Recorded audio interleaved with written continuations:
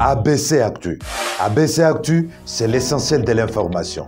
ABC Actu, c'est la politique, l'économie, le social, la culture, la religion, la science, la technologie, le développement et les divers. ABC Actu, l'essentiel de l'information pour vous, FM Prêt.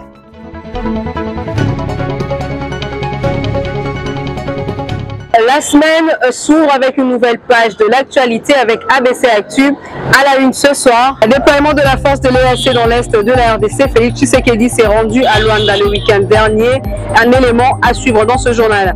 Remise de l'assistance aux sinistrés du marché Bakwadianga. Patrick Mathias Machiabidi a rassuré le sinistré de l'incendie que ceci n'est qu'une étape pour restaurer leur lieu de travail parti dans le flamme. C'est un élément à suivre dans ce journal.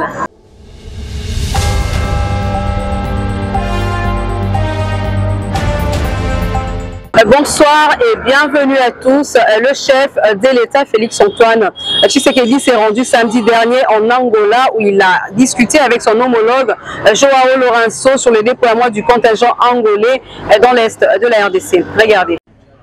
C'est une rencontre d'évaluation du processus de paix et de pacification de la partie Est de la République démocratique du Congo, théâtre d'affrontement entre l'armée congolaise et les rebelles du M23, appuyés par l'armée rwandaise. Au menu de la rencontre entre le président de la République, Félix-Antoine Tshisekedi Tshilombo, et son homologue angolais Joao Lourenço, passer au peigne fin les différentes étapes franchies dans la recherche d'une paix durable sous les auspices du facilitateur désigné par l'Union africaine et l'EAC dans la crise sécuritaire entre la RDC et le Rwanda, parrain de la rébellion du M23. Après l'accueil à l'aéroport avec tous les honneurs habituels, le président de la République, Félix-Antoine Tshisekedi Tshilombo, s'est rendu au palais présidentiel de la Cidade Alta où l'attendait son homologue Joao Lourenço. Il s'en est suivi un entretien à deux, hors projecteur, qui a duré plus de 2 heures. L'enjeu est de taille pour les deux chefs d'État, car dans sa démarche de recherche de la paix entre les deux parties et avec le souci de faire respecter le cessez-le-feu imposé à la rébellion du M23, le président Lourenço a sollicité le Parlement de son pays pour voter une résolution accordant l'envoi d'un contingent de 500 soldats à l'est de la RDC. L'arrivée du chef de l'État dans la capitale angolaise ce samedi 18 mars intervient dans une approche informative, le but étant également de recueillir tous les détails opérationnels de cette mission des soldats des forces armées angolaises dans l'Est de la RDC. Vous savez que non seulement le processus de désengagement, de cessez-le-feu qui a été décidé par l'Union africaine est acceptée aussi par la communauté internationale et en souffrance. En fait, l'Angola a un mandat renforcé de faire en sorte que les plans de paix Luanda-Nairobi, auxquels j'ai fait allusion, soient effectivement exécutés par les M23. Et donc, le Parlement angolais a avalisé cette initiative forte. Et certainement que les chefs d'État devaient en parler. Et je suis très certain, en tant que médiateur, le président Lourenço a le même type de contact avec d'autres chefs d'État concernés. Les entrevues entre les deux personnalités interviennent alors que les nouvelles du front renseignent que des rebelles terroristes du M23 se seraient retirés de plusieurs localités de l'Est et une relative accalmie s'observe sur le terrain. Ces quelques heures passées à Luanda auront suffi aux garants des institutions et commandant suprême des FARDC de s'imprégner des dispositions prises par le Parlement angolais, une preuve éloquente de sa détermination à ramener la paix durable à l'Est, mais aussi se rassurer auprès de son homologue Joao Lourenço que le contingent annoncé avec ses quelques 500 hommes aux côtés des troupes de la MONUSCO et de l'EAC ne sera pas une force de trop déployée à l'Est de la RDC. Un souhait qui rencontre les attentes des nombreux Congolais résidant à Luanda venus manifester leur soutien inconditionnel au chef de l'État.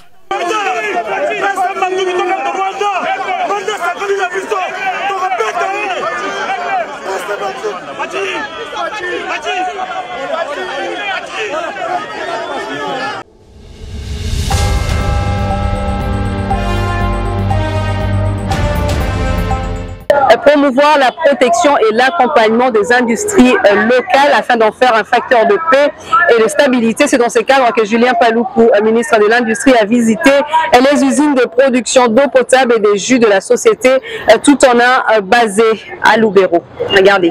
C'est dans le cadre de promouvoir la protection et l'accompagnement des industries locales pour ainsi faire de l'industrie un facteur de paix, de stabilité et de développement à l'est de la République démocratique du Congo que le ministre de l'Industrie, Julien Paluku Kahongya, a visité les usines de production d'eau potable et des jus de la société Tutana basée dans la commune de Lubero au sud de la ville de Butembo. Le ministre de l'Industrie a salué le travail abattu par Gilbert Katsuva Tayiminga, promoteur de l'entreprise Tutana, qui a répondu positivement à l'appel du chef de l'État Félix Tshisekedi, c'est lui de contribuer à la diversification de l'économie congolaise avec la création d'emplois. Mon passage, c'est un encouragement à l'entreprise, mais également un moyen de pouvoir permettre à ce que l'entreprise accède à cette facilité du gouvernement.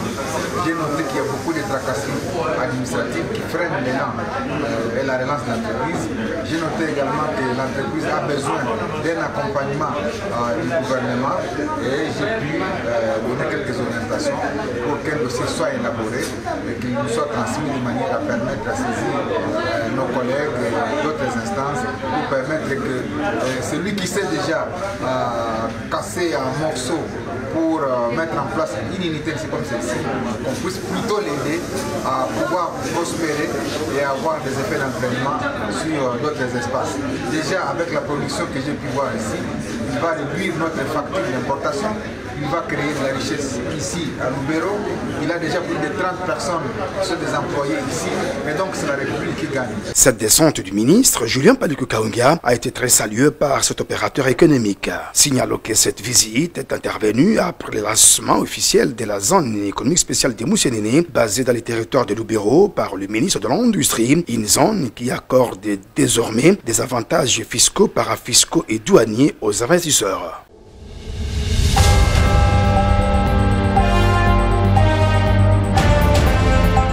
L'UDPS au Sud Kivu est victime d'un complot venant des partis de l'Union sacrée qui veulent à tout prix faire disparaître ces partis dans cette province. Tel a été le message de cadres militants du parti au pouvoir adressé au chef de l'État, Félix Antoine Tshisekedi, et exige le retour du gouverneur Théo Ngwabidje aux affaires. Les caucus des cadres et militants de l'Union pour la démocratie et les progrès sociaux Sud Kivu montent au créneau pour fustiger la chasse aux sorcières dont les membres de ces partis sont victimes. Dans une déclaration lue devant la presse au siège du parti du Sphinx de Limité, d'après eux, ils sont exclus du gouvernorat et services publics du Sud Kivu depuis le départ irrégulier de Théo Ngwabidje. Les commanditaires et les auteurs de ces actes ne sont rien que d'autres que certains de nos alliés de l'Union sacrée et l'élite du PPRD qui estiment que le Sud Kivu est leur fief naturel et que l'UDPS ne doit y avoir aucune prétention politique ni espérer y émerger. D'où ils exigent les retours aux affaires de ces derniers et attirent la bienveillante attention du chef de l'État Félix Antoine Tshisekedi Tshilombo sur les complots dont est victime l'UDPS au Sud Kivu. Concrètement, l'UDPS exige les retours de M. Ngwabidje à la tête de la province du Sud Kivu. À défaut de le faire maintenant, notre parti demande aux acteurs politiques qui déstabilisent la province en cette période de guerre de laisser la justice faire son travail et de ne pas faire obstacle à son arrêt. L'UDPS exige qu'il soit mis fin à l'opération chasse à l'homme menée contre les cadres de l'UDPS dans les services publics au Sud Kivu. Depuis l'éviction de Théo Ngwabidje, la province du Sud Kivu est administrée par Marc Malago.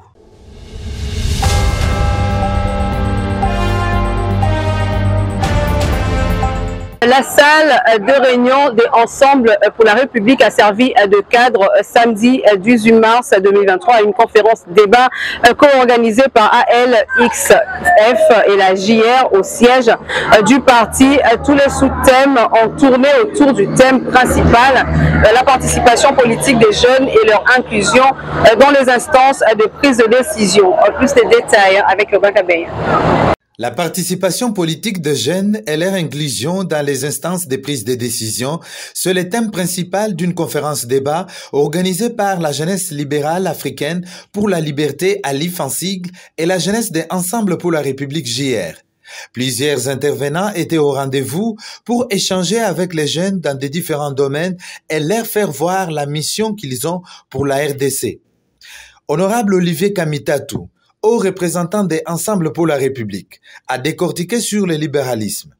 Ici, il a montré aux jeunes comment, à travers le libéralisme, l'on peut développer les pays. Maître Papi Mbaki, coordonnateur national adjoint de la JR, a parlé quant à lui de la constitution de la jeunesse au sein du parti Ensemble pour la République et la place des choix qu'elle occupe. Honorable Dieudonné Bolengetenge Balia, secrétaire général de Ensemble pour la République, s'est beaucoup plus focalisé sur le mot jeune qui a plus d'atouts pour renverser la vapeur. La jeunesse, ça fait penser à la vitalité, à l'enthousiasme, penser à l'énergie. La nôtre, c'est que cette énergie sert à quelque chose. Gagner le pouvoir et de l'exercer correctement, c'est-à-dire d'exercer à la satisfaction de la population de notre pays. Madame Sheila Kamenga, vice-présidente à l'IF pour l'Afrique centrale et trésorière nationale de la JR, a donné la quintessence de cette conférence qui a eu lieu au siège national des Ensemble pour la République à Kinshasa. Alors aujourd'hui, nous avons eu à réunir les jeunes au siège d'Ensemble pour la République. C'était nous, la jeunesse libérale africaine pour la liberté, à l'IF en sigle, et la coordination nationale de la jeunesse. Alors, il a été question d'échanger avec la jeunesse sur la problématique de la participation de jeunes dans les instances des prises de décision. Alors, on voulait échanger avec la jeunesse, connaître un peu ce qu'eux ils pensent, parce que ce que nous avons constaté ici en République démocratique du Congo, nous sommes plus de 65% de jeunes, mais il n'y a pas d'action sur terrain, rien ne s'est fait, même là où il y a des prises de décision, les jeunes n'y sont pas.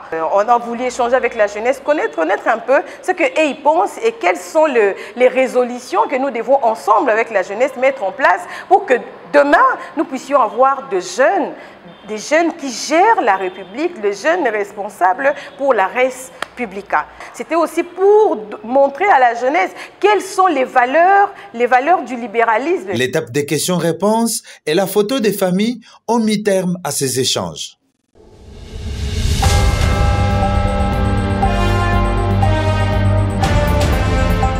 La dynamique de femmes pour le changement que coordonne l'honorable princesse Dominique Munongo Inamizi. Et c'est en conférence dans l'amphithéâtre de Notre-Dame de Fatima, vendredi 17 mars 2023. Défis et stratégies pour une campagne réussie. C'était le thème principal de cette conférence.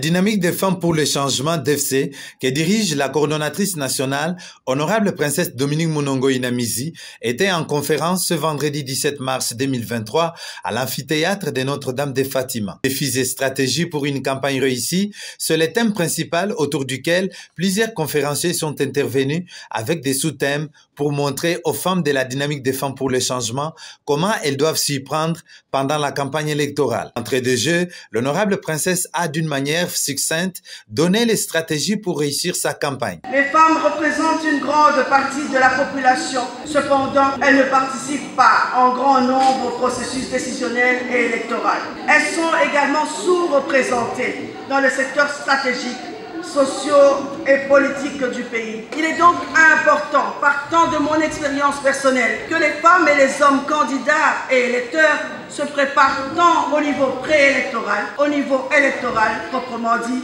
puis au niveau post-électoral.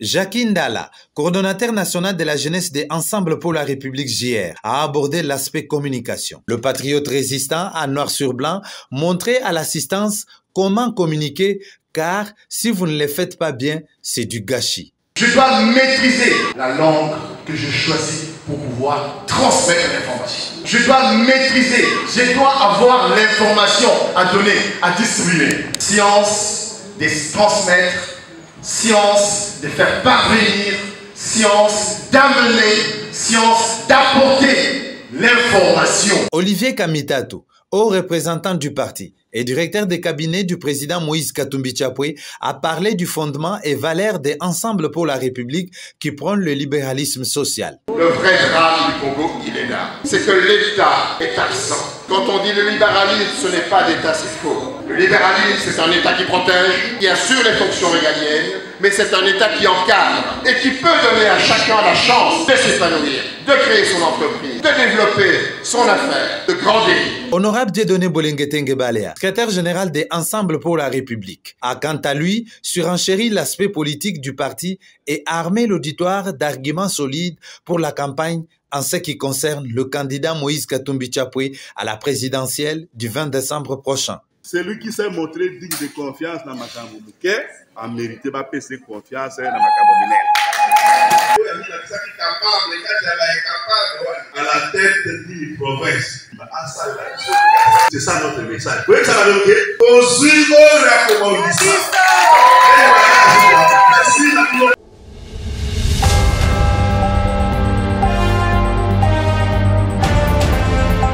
Révoqué de l'OGFREM suite à une procédure disciplinaire.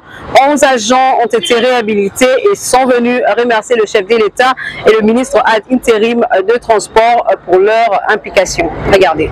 Ils étaient révoqués de l'OGFREM à la suite d'une procédure disciplinaire, puis réintégrés grâce à l'implication personnelle du chef de l'État Félix-Antoine Tshisekedi Tshilombo qui prône l'État de droit. Ces agents et cadres de l'OGFREM sont venus exprimer leur gratitude auprès du ministre intérimaire de Transport, Voies de Communication et des Désenclavements.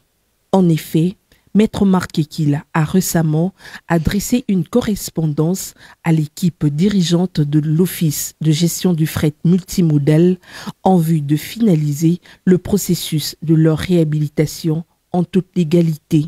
Nazer Mokombota, chef de la délégation qui a remercié les différentes autorités impliquées dans ce processus, cet aboutissement heureux n'est pas la victoire d'un camp contre un autre, mais celle du droit qui a triomphé. Plusieurs savent que nous avions été l'objet d'une procédure disciplinaire au niveau de l'OGFREM qui avait entraîné une révocation il y a 5 ans. Mais nous avons entamé des voies de recours. Il était de notre devoir de venir remercier l'autorité de tutelle pour cette décision et pour cette correspondance qu'il a adressée aux dirigeants de l'OGFREM. Ce que nous avons aussi relevé, c'est que dans cette correspondance, il n'y a pas que des instructions aux autorités de l'OGFREM, il y a aussi des recommandations qui nous ont été formulées et que nous nous sommes engagés à exécuter, comme l'a souhaité son Excellence, Monsieur le Ministre. Maître Marc Ekila en a profité pour exhorter ses agents de l'OGFREM à l'humilité, à proscrire tout triomphalisme et toute manipulation. Nous n'avons agi qu'en fonction des principes et des textes. Actuellement mis à la disposition de la direction de ressources humaines de l'OGFREM, ces agents réhabilités, 11 au total, pourront à nouveau mettre leurs compétences au service de cet établissement public.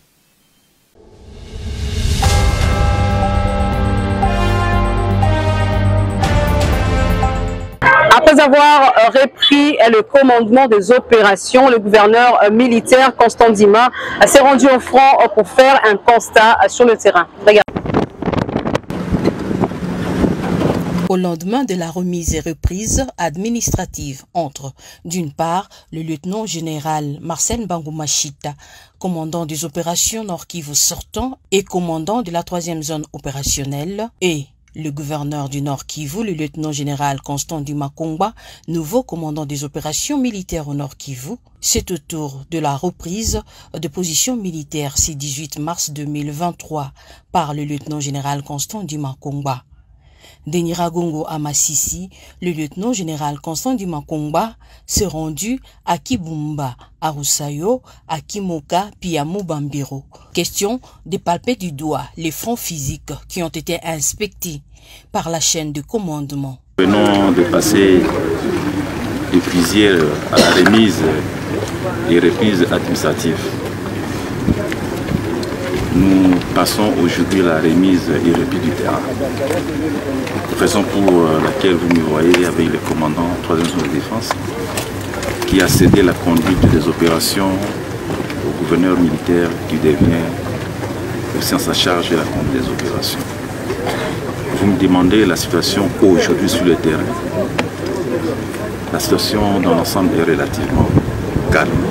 Le gouverneur du Nord Kivu a par l'occasion constaté une nouvelle violation de cessez-le-feu par la coalition M23 à Kabaya, où les forces loyalistes ne se laissent pas du tout faire. Dans leur mission régalienne, les forces armées de la République démocratique du Congo défendent la patrie contre l'invasion rwandaise.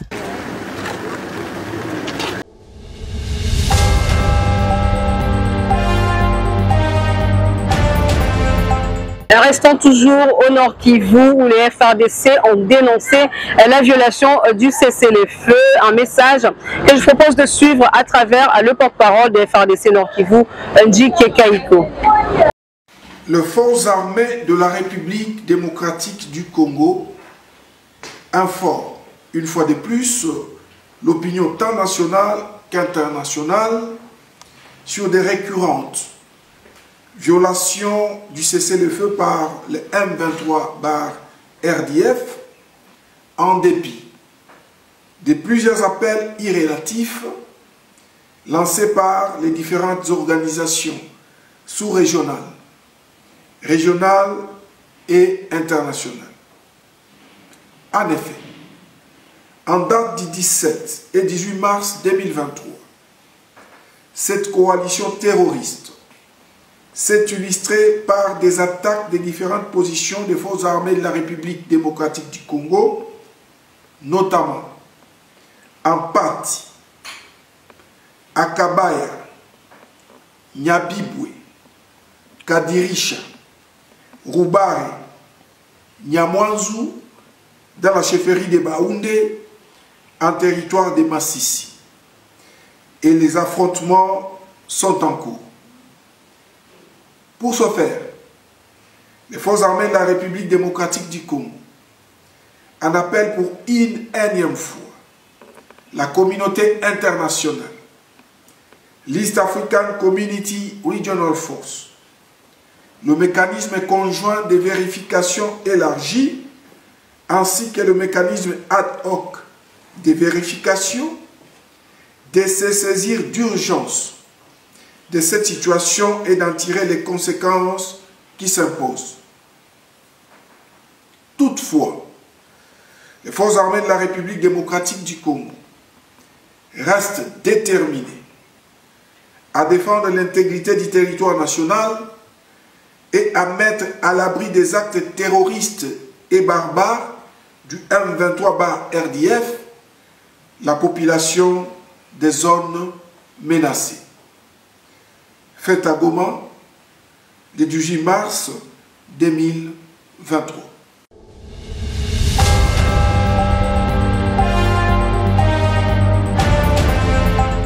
Dans la province du Kasaï oriental, cérémonie de remise de jetons pour l'assistance aux sinistrés de l'incendie du 28 janvier 2023 à Bakwadianga. Le gouverneur Patrick Mathias a indiqué dans son discours que ces jetons permettent aux bénéficiaires de retirer l'argent à la banque.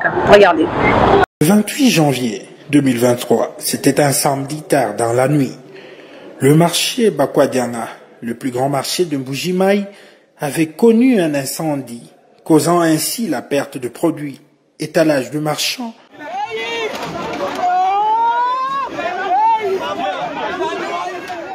Depuis lors, le gouverneur Patrick Mathias Kabeyama-Tchabidi avait entrepris de plaidoyer auprès du président de la République, Félix-Antoine Tshisekedi Tshilombo, pour assister les victimes.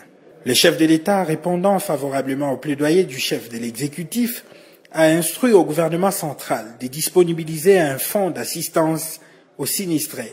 Ce 17 mars 2023, le gouverneur de province a procédé à la remise officielle aux sinistrés de l'incendie du marché Bakwadianga des jetons leur permettant ainsi de retirer l'argent en guise d'assistance à la banque.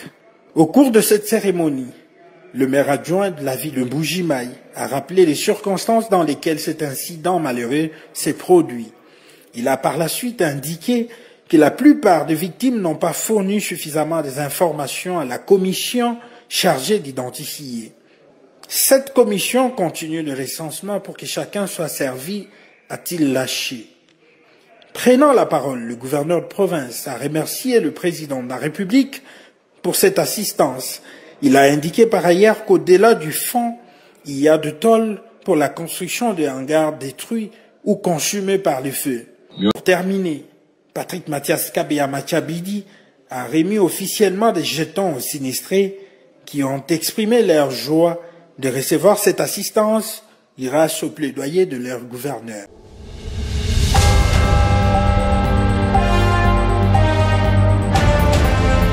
Rendons-nous à présent dans la province du Congo central où le chef de l'exécutif, Guy Bandou, a pris part samedi 18 mars à la cérémonie officielle d'installation de l'évêque principal de l'église de réveil du Congo central, le pasteur Armel Maboti. La cérémonie présidée par l'évêque général Dodo Kamba. Regardez. Il est 10h45, heure de Matadi, quand l'évêque général de l'église du réveil du Congo, le prophète Dodo Kamba, effectue son entrée dans la salle polyvalente de Flotte Hôtel Lédia, où l'homme de Dieu a procédé à la consécration et à l'installation officielle de l'évêque principal de l'église du réveil du Congo de la province ecclésiastique du Congo central, je cite, évêque Armel Maboti. Une cérémonie haute en couleurs et riche en péripéties qui s'est déroulée en présence du gouverneur du Congo central, Dr Guy Bandou, invité d'honneur du nouveau consacré, mais également de plusieurs représentants de différentes confessions religieuses basées à Matadi, toutes les tendances confondues, de personnalités politico-administratives et de fidèles chrétiens. C'est sous les coups de 11 heures passées des 40 minutes que l'évêque général de l'RC-RDC, le prophète de Dokamba, a imposé ses mains sur la tête du nouvel évêque principal de l'RC Congo central, évêque Armel Maboti, en guise d'action, de consécration et d'installation officielle dans ses nouvelles responsabilités. Son Excellence évêque Armel Maboti, considérant les prérogatives qui me sont conférées par les statuts de l'RC, en la qualité du président évêque général et représentant légal de l'Église du réveil du Congo, je vous installe officiellement comme évêque principal de l'Église du réveil du Congo dans la province ecclésiastique du Congo central. Prenant la parole pour la circonstance, l'évêque principal Armel Maboti, investi de sa nouvelle casquette, a pris l'engagement devant Dieu et devant l'État de remplir fidèlement sa mission en tant que responsable numéro 1 de l'église du réveil du Congo au Congo central. Invité à prendre la parole, le chef de l'exécutif provincial du Congo central, Dr Guy Bandou, qui accorde une place de choix à la foi chrétienne, a exprimé sa gratitude à l'endroit de l'évêque général de l'RC-RDC pour ses mots combien profonds en faveur de la province. De sincères remerciements à son éminence l'évêque général qui a prononcé des mots puissants en faveur de la province. Je pense que depuis que j'ai eu la grâce d'accéder à ces fonctions, nous n'avons pas cessé de répéter l'importance de l'amour, de l'unité. Et donc je suis heureux de vous l'entendre dire, car sans ces deux prérequis, je pense que aucun peuple, aucune communauté ne peut cheminer ensemble. Signalons par ailleurs qu'outre la consécration et l'installation de l'évêque principal de l'ERC Congo central, 6 autres serviteurs de Dieu se sont vus investis de la qualité d'évêque auxiliaire de l'ERC dans leurs circonscriptions ecclésiastiques respectives disséminées à travers la province. Pour marquer d'une empreinte indélébile cet événement, la prise d'une photo de famille a sanctionné la clôture de cette cérémonie qui s'est déroulée au lendemain d'une assemblée générale de 48 heures.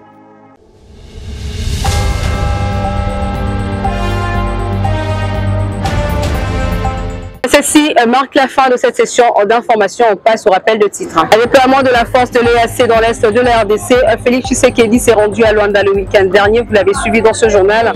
La remise de l'assistance aux sinistrés du marché Bakwadianga, Patrick Mathias Machabidi a assuré le sinistré de l'incendie que ceci n'est qu'une étape pour restaurer leur lieu de travail parti dans les flammes. Vous l'avez également suivi dans ce journal. Merci à tous de nous avoir suivis. Bon début des semaines chez vous.